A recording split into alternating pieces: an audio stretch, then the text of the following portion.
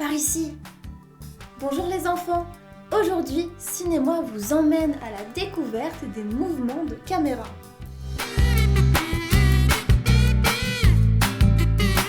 Les mouvements de caméra sont très fréquents au cinéma et vous en avez tous déjà vu des centaines, peut-être sans y faire réellement attention.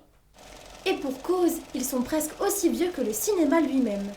Évidemment, il existe des plans sans aucun mouvement de caméra qu'on appelle les plans fixes. La caméra est fixée sur un pied et elle est complètement immobile. Le cadre reste le même du début à la fin du plan et le champ demeure également inchangé. On recense généralement 3 principaux mouvements de caméra: le recadrage, le panoramique et le travelling. Un recadrage est un petit mouvement de caméra qui suit le sujet filmé de manière à conserver la composition du cadre malgré les légers déplacements du personnage. Passons maintenant au panoramique.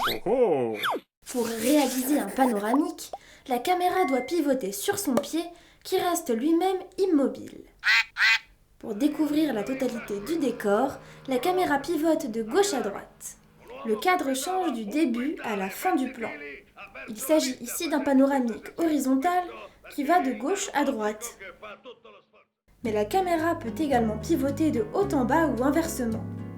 On dit dans ce cas qu'il s'agit d'un panoramique vertical.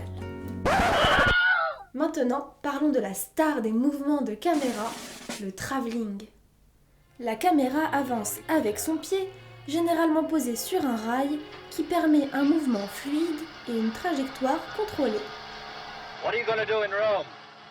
Il existe de nombreux types de travelling et il ne faut surtout pas le confondre avec le zoom. Dans un travelling, les perspectives changent puisque la caméra avance et certains éléments se retrouvent donc cachés ou révélés par d'autres.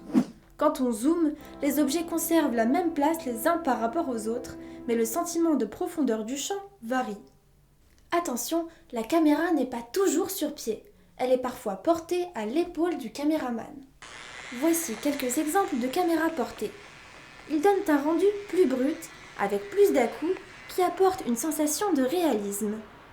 Cette méthode de tournage nous fait également ressentir la présence de la caméra par son côté plus aléatoire et instinctif. J'espère que cet épisode vous aura appris les différences entre les principaux mouvements de caméra. Selon vous, quel est le mouvement de ce plan ?